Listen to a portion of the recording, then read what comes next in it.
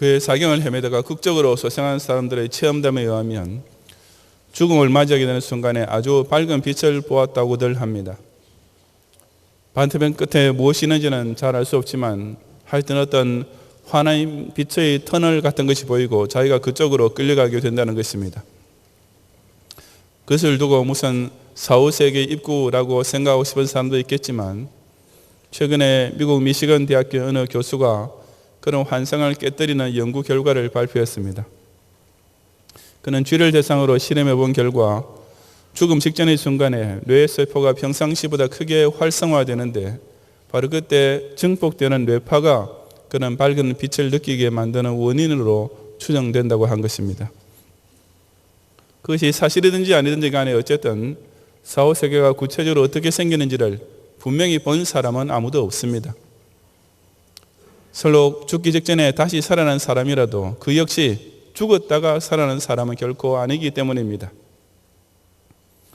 하지만 우리 기독 신자가 죽은 후에 가게 될 천당의 세계를 계시를 통해 미리 본 사람은 있었습니다. 바로 사도 요한입니다. 그는 밤모섬에서 유배를 살던 중 예수 그리스도께서 친히 그에게 나타나셔서 반드시 속히 될 일을 미리 보여주시는 실로 놀라운 계시를 받게 되었습니다.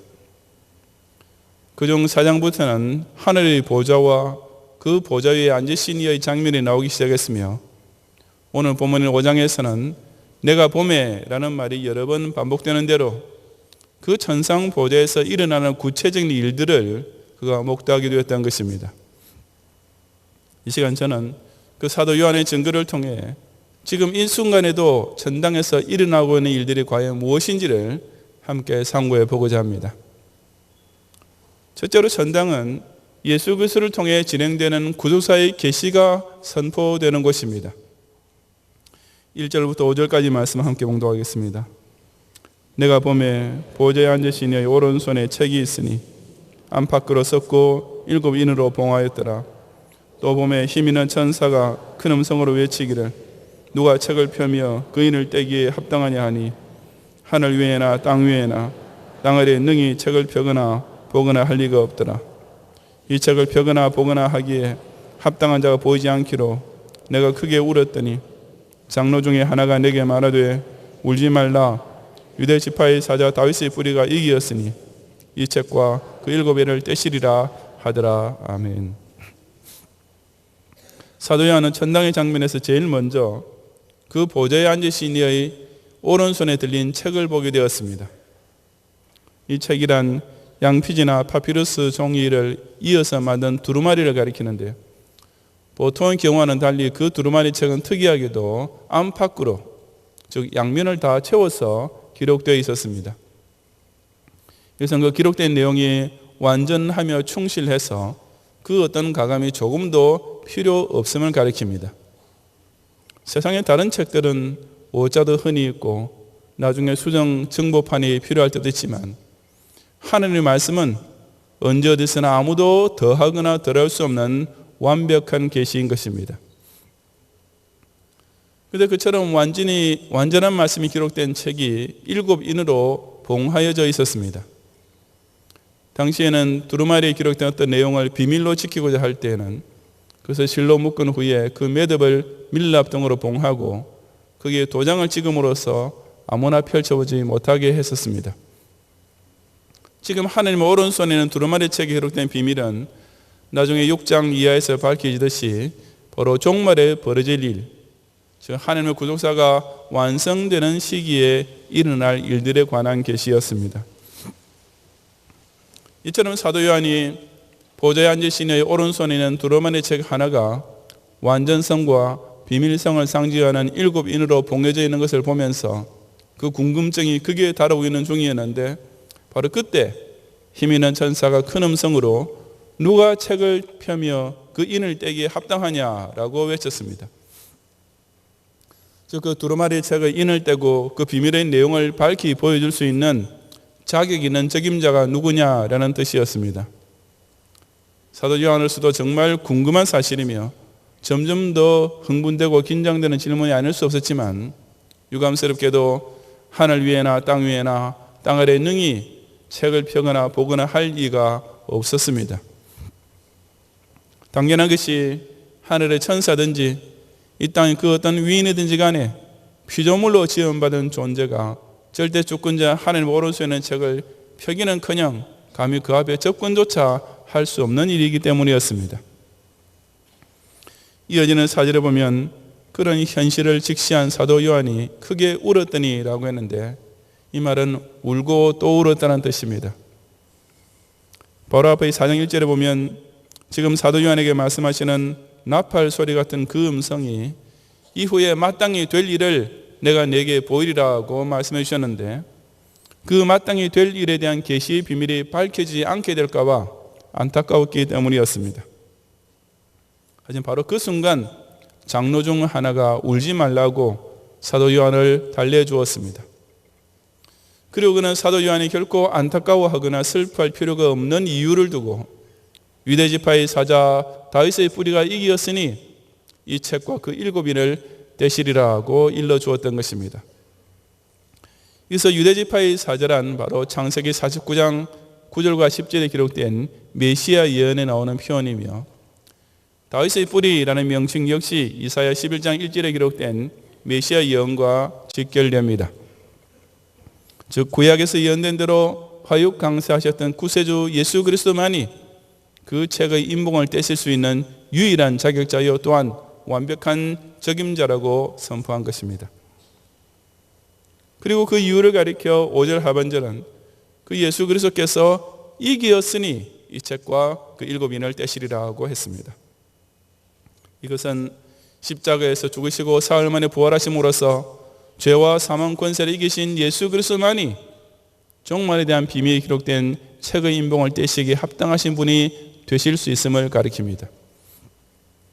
사도 요한은 이처럼 모든 사람들이 다 궁금해하면서 온갖 추측과 예측들을 하고 있는 미래, 곧 역사의 마지막에 벌어질 일이란 바로 하나님께서 예수 그리스도를 통해 당신의 구속사를 완성하신 일이 될 것을 그 천상보좌의 환상을 통해 똑똑히 목격하게 되었던 것입니다.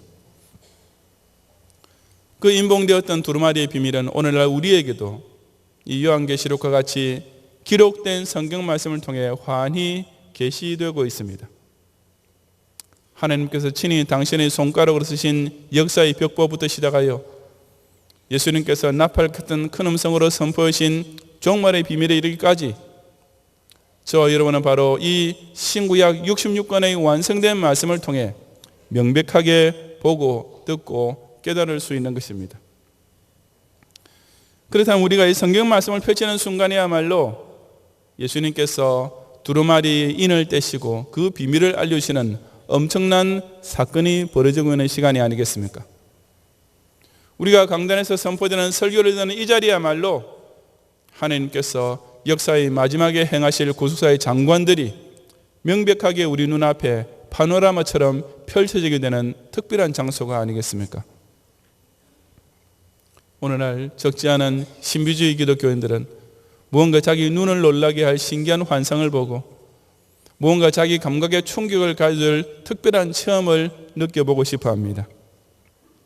하지만 저 여러분이 이 성경을 대하고 있는 그 시간 그 장소야말로 지금 하나님께서 천상 보좌에서 친히 진두지휘에 나오고 계시는 구속사의 오묘한 비밀이 우리 앞에 활짝 펼쳐지는 실로 놀라운 시공간입니다. 다시 말해서 우리가 성경 말씀을 통해 사망에서 이기는 예수 구원의 복음을 영접하게 되는 순간이나 그리스도의 재림과 함께 온 세상과 인류가 다 끝장나는 종말에도 결코 함께 망하지 않고 천당에 입성하게 될 믿음을 확신하게 되는 순간이야말로 실로 엄청난 신비의 세계에 들어가는 것이나 마찬가지인 것입니다. 바로 그런 까닭에 요한계시록 1장 3절은 이 연의 말씀을 읽는 자와 듣는 자들과 그 가운데 기록된 것을 지키는 자들이 복이 있다라고 하신 것이 아니겠습니까? 오늘도 교회가 선포하는 복음을 통하여 성경이 전겨주는 말씀을 통하여 이 놀랍고도 신비로운 하나님의 구속사의 비밀을 깨달음으로써 세상 사람들은 점점 더 불안해지기만 하는 종말 시대에도 천당 구원의 확신을 더욱 굳게 지키는 성도들이 되시기를 바랍니다.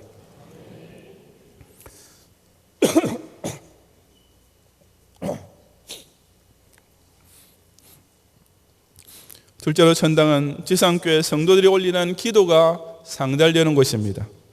6절부터 8절까지 말씀 함께 봉독하겠습니다. 내가 또 보니 보좌와 내 생물과 장로들 사이에 어린 양이 섰는데 일찍 죽임을 당한 것 같더라. 7뿔과 7눈이 있으니 이 눈은 온 땅에 보내심을 입은 하나님의 7 영이더라. 어린 양이 나와서 보좌에 앉으신 이의 오른손에서 책을 취하시니라. 책을 취하심에 내 생물과 24 장로들이 어린 양 앞에 엎드려 각각 검은고와 향이 가득한 금대접을 가졌으니 이 향은 성도의 기도들이라. 아멘. 사도 요한의 눈앞에 이제 그 두루마리 책의 7 인봉을 떼실 주인공이신 어린 양이 등장하게 됩니다. 내 생물은 앞서 4장 6절에도 나오는데 전 피조 세계를 대표하는 상징이라고 볼 수도 있고 하늘의 보좌를 옹기하는 특별한 영물이라고 볼 수도 있습니다. 장로들 역시 앞의 4장 4절에서 하늘의 보좌를 둘러서 있는 24 장로들을 가리키는데 이들은 구약의 12지파와 신약의 12사도를 합친 것으로서 곧 교회와 성도를 총망라하고 있습니다. 어린 양 역시 바로 그 네 생물과 24 장로들이 옹의를 받으며 하나님 보좌 곁에 서 있었던 것입니다. 본문은 그 어린 양이 누구인지를 굳이 설명하지는 않았습니다. 하지만 그 대신 6절 중간에 있는 대로 일찍 죽임을 당한 것 같으라는 결정적인 힌트가 이 어린 양이 누구인지를 우리를 하여금 단번에 그리고 명백하게 깨닫게 해줍니다. 물론 그 어린 양은 바로 예수 그리스도이심은 두말할 필요도 없습니다. 예수님은 세상 죄를 지고 가는 희생 제물의 어린 양이 되셔서 결국 십자가에 달려 죽으셨으며 부활 승천하신 이후에도 그 십자가에서 당하신 고난의 흔적을 여전히 지니고 계시는 것입니다. 또한 특이하게도 그 어린 양은 7뿔과 7눈을 가지고 있다고 했는데 전자는 그리스도의 전능하심을 상징하고 부자는 지금도 예수님께서 보혜사 성령을 통해 역사하고 계심을 나타냅니다. 그리고 이제 7절에서는 바로 그 어린 양이 드디어 그 인봉된 책의 7인들을 떼시기 위해 나와서 일단 보좌에 앉으신 이의 오른손에서 책을 취하시는 장면이 이어집니다. 이것은 정말이지 굉장한 순간입니다. 세계 종말 역사의 비밀이 숨겨지는 말씀이 드디어 예수 그리스도의 계시 사역을 통해 교회와 성도 앞에 환히 드러나게 되는 실로 긴장되고 흥분되지 않을 수 없는 순간인 것입니다. 그런데 그 엄청난 장면의 배경에 한 가지 특별한 것이 나타납니다. 바로 8절에 그 어린 양께서 책을 취하실 때 내 생물과 24 장로들이 어린 양 앞에 엎드려 각각 검은고와 향이 가득한 금대접을 가졌다라고 한 사실입니다. 그 중에서 검은고는 바로 다음 9절에 나오는 새 노래를 부를 때 함께 사용했던 악기임이 분명하지만 향이 가득한 금대접은 도대체 무엇이겠습니까? 이것 역시 복잡한 추측을 할 필요가 전혀 없는 것은 곧 이어지는 말씀에서 이 향은 성도의 기도들이라고 아주 간단 명료하게 설명해 주고 있기 때문입니다.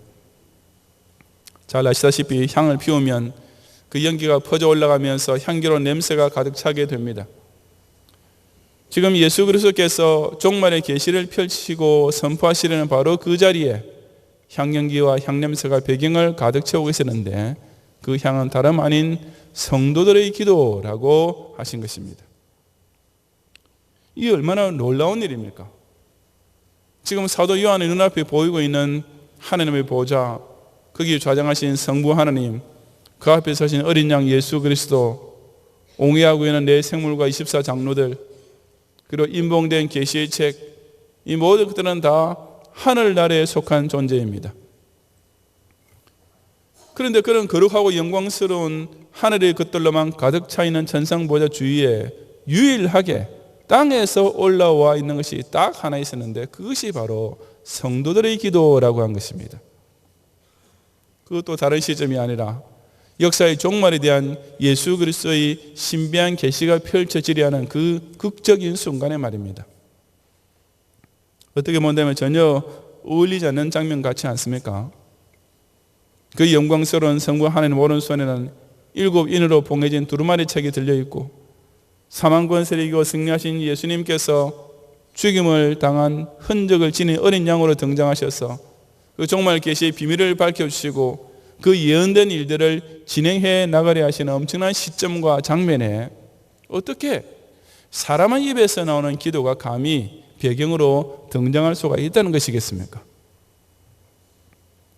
하지만 이것은 실상 지극히 합당하면서도 아주 잘 어울리는 장면입니다.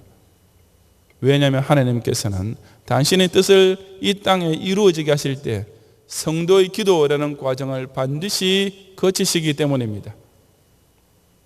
물론 사람의 기도가 하나님이 행하시는 일에 그 방향을 제시해 준다든지 그 계획을 변경시킨다든지 그 실행에 어떤 영향력이나 실제적인 도움을 줄 수 있는 것은 절대로 아닙니다.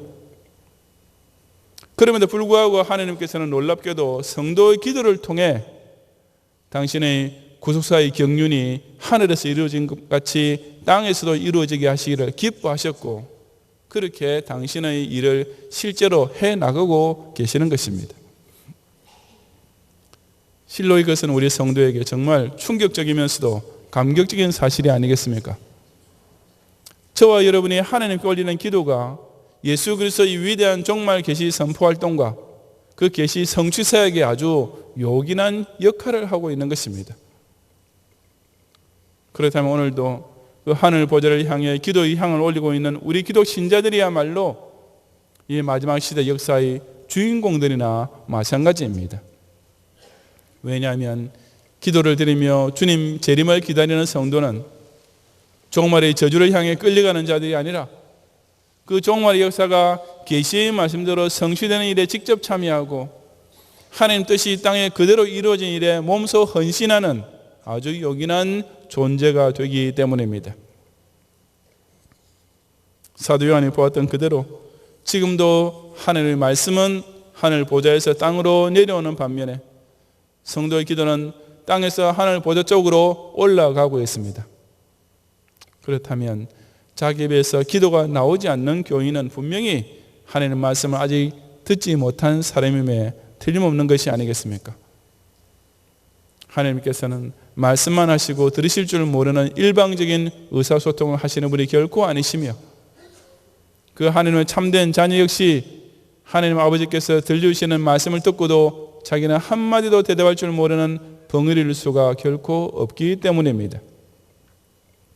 오늘도 성도들이 올리는 기도의 향기 가운데서 당신의 인봉된 책을 여시며 그 예언을 성취해 가고 계시는 예수 그리스도의 종말 역사를 바라보면서 그 마지막 날이 가까이 오면 올수록 더욱 기도로 끼어있는 가운데 재림하실 주님 만날 만반의 준비를 갖추는 성도들이 되시기를 바랍니다.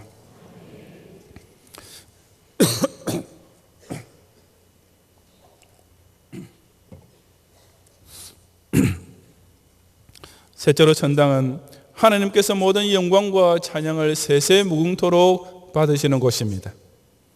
9절 이하 14절까지 함께 봉독하겠습니다. 새 노래를 노래하여 가로되 책을 가지시고 그 인봉을 떼기에 합당하시도다. 일찍 죽임을 당하사 각 족속과 방언과 백성과 나라 가운데서 사람들을 피로 사서 하나님께 드리시고 저희로 우리 하나님 앞에서 나라와 제사장을 삼으셨으니 저희가 땅에서 왕노를 하리로다 하더라. 내가 또 보고 들음에 보좌와 생물들과 장로들을 둘러선 많은 천사의 음성이 있으니 그 수가 만만이요 천천이라. 큰 음성으로 가로되 죽임을 당하신 어린 양이 능력과 부와 지혜와 힘과 존귀와 영광과 찬송을 받으시기에 합당하도다 하더라. 내가 또 들으니 하늘 위에와 땅 위에와 땅 아래와 바다 위에와 또 그 가운데 모든 만물이 가로되 보좌에 앉으신 이와 어린 양에게 찬송과 존귀와 영광과 능력을 세세토록 돌릴지어다 하니 내 생물이 가로되 아멘 하고 장로들은 엎드려 경배하더라. 아멘. 이제 앞에 나왔던 그 검은고 반주에 맞추어서 내 생물과 24장로들이 새 노래를 노래하기 시작했는데 이것은 세상에서 보통 사람들이 부를 수 있는 노래와는 전혀 차원이 다른 새 노래를 불렀다는 의미입니다. 이 새 노래는 예수 그리스도를 주제로 하는 것으로서 3번의 찬송이 나오는데 각 찬송들이 시작될 때마다 그 노래를 부르는 찬양대원들이 점점 더 늘어남으로써 아주 장엄한 크레센도의 합창이 되고 있습니다. 우선 9절과 10절에서는 네 생물과 24 장로들이 이 책을 가지시고 그 인봉을 떼기에 합당하시도다라고 예수 그리스도를 통해 성취되는 종말의 계시 사역을 찬양하기 시작합니다. 또한 일찍 죽임을 당하사 각 족속과 방언과 백성과 나라 가운데서 사람들을 따로 피로 사서 하나님께 드리시고라고 예수 그리스도를 통해 완성된 택자 구속 사역을 찬양했습니다. 그리고는 저희로 우리 하나님 앞에서 나라와 제사장을 삼으셨으니 저희가 땅에서 왕노를 하리로다라고 그 예수 그리스도를 통해 대속함 받은 성도들이 이 세상에서 왕같은 제사장이 되어 그리스도의 왕국인 교회를 중심으로 승리 생활을 하게 될 것을 두고 찬양했던 것입니다. 그 후 11절과 12절에서는 보좌와 생물들과 장로들을 둘러싼 많은 천사의 음성이 가세하여 연이어 찬송을 시작했는데 그 수가 만만이요 천천이라고 했으니 정말 굉장한 규모의 찬양대였습니다. 그 천군 천사의 초대형 찬양대가 부른 대합창곡은 죽임을 당하신 어린 양이 능력과 부와 지혜와 힘과 존귀와 영광과 찬송을 받으시기에 합당하도다라는 가사의 노래였습니다. 아까 첫 번째 찬송은 예수님의 십자가 구속사역, 즉 예수님께서 하신 일을 두고 부른 것인 반면에 이 두 번째 찬송은 예수님께서 하나님 되심, 즉 성자께 능력, 부, 지혜, 힘, 존귀, 영광, 찬송이 세세무궁토록 돌려져야 마땅할 것을 찬양하는 것이었습니다. 13절과 14절에 곧 이어지는 마지막 세 번째 찬송은 우선 그 합성대의 규모부터가 하늘 위에와 땅 위에와 바다 위에와 또 그 가운데 모든 만물로 그야말로 최대의 한도로 확장되고 있습니다. 처음에는 네 생물과 24 장로들의 합창으로 시작된 찬송이 이제는 전 우주 만물이 모두 다 하나님 보좌 앞에서 진행되고 있는 이 대합창에 동참하고 있는 장면입니다. 그 우주적 대합창의 가사를 보면 보좌에 앉으신 이와 어린 양에게라고 성부와 성자를 나란히 언급하고 있습니다. 저 어린 양 예수 그리스도는 바로 성부와 똑같은 하나님이신 까닭에 그 자체만으로도 찬송과 존귀와 영광과 능력을 세세토록 돌리며 찬송해야 마땅하다고 한 것입니다. 바로 이것이 예나 지금이나 그리고 앞으로도 영원토록 하나님께서 최고의 영광을 받으시는 방법입니다. 세상 나라의 대통령들도 다른 나라를 방문할 때 그 군주의 직위에 걸맞은 격식을 서로 갖추어 줍니다. 아무리 작은 나라라 해도 아무리 적성국가나 독재자라 해도 일단 어느 나라의 대통령이나 직함을 가지고 다른 나라를 방문하면 비행기에서 내리는 순간부터 붉은 양탄자가 갈리고 3군 의장대의 사회를 입고 군악대의 연주에 맞추어 받들어 총 하면서 최고의 경의를 표하는 것입니다. 그렇다면 우리가 우리의 구주 되신 예수 그리스도께 어울릴 만한 그 완전한 성자 하나님 되심에 어울릴 만한 어떤 격식을 갖추자면 어떻게 해야 하겠습니까? 정말이지 세상에서 그 무엇을 동원한다 해도 도저히 하나님이라는 이 성호와 권위와 영광에 충분히 어울릴 만한 그 어떤 여우를 갖출 수 있는 길은 전무할 것입니다. 우리가 기껏 할 수 있는 것은 그저 우리의 심령 속에서 우러나오는 찬양으로서 그 하나님의 행하신 일과 그 위대하심을 노래할 뿐인 것입니다. 하지만 정말 놀라운 것은 하나님께서는 바로 그런 보잘것없어 보이는 우리의 찬양을 통해 스스로 최고의 영광 받으시기를 지극히 기뻐하신다는 사실입니다. 다른 어떤 축포의 소리나 번쩍거리는 의장대 사일 같은 의식보다는 성도 한 사람 한 사람의 인격 속에서 고백되어 나오는 찬양, 어린 양 예수 그리스도는 그저 찬송받아야 마땅한 분이시다라는 이 뜨겁고 힘찬 찬양을 통해 당신의 그 위대하심에 대하여 영광 받으시기를 기뻐하시는 것입니다. 왜냐하면 그것이 바로 하나님께서 원래 사람을 만드신 목적이었기 때문입니다. 다른 피조물들과는 달리 오직 사람만 하나님의 형상과 모양을 따라 지으신 이유는 그 사람으로 하여금 하나님을 알고 하나님을 교제하며 섬기며 그 하나님께 영광을 돌리는 이 일을 하게 하시기 위함이었습니다. 바로 요리문답 1조에 사람을 제일되는 목적은 하나님을 영화롭게 하고 영원토록 그를 즐거워하는 것이라고 가르치고 있는 것처럼 우리는 이 지상교회에서도 하나님을 찬양하고 저 천상교회 올라가서도 영원토록 하나님께 영광을 돌리기 위해 선택받은 거룩한 백성이 된 것을 진심으로 기뻐하고 감사하는 성도들이 되시기를 바랍니다. 성도 여러분, 우리는 요한계시록 5장에서 사도 요한의 눈을 통해 지금 천상 보좌에서 일어나고 있는 세 가지 일들을 함께 보았습니다. 그것은 곧 어린 양의 구속사, 계시사역, 성도들의 기도, 그리고 우주적인 대찬양이었습니다.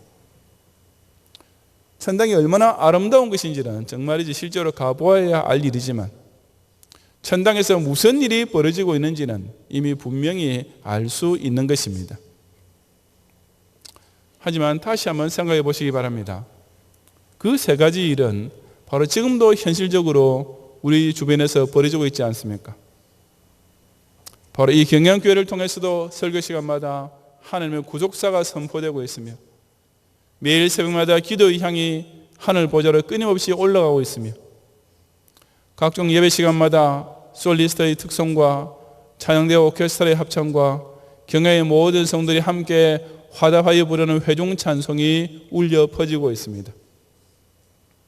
그렇다면 이 지상교회야말로 저 천당교회를 미리 맛볼 수 있는 곳이 아니겠습니까? 바꾸어 말하자면 교회를 통해서 말씀과 기도와 찬송의 은혜를 체험할 줄 모르는 사람은 절대로 천당에 들어갈 수 없을 것이 분명합니다.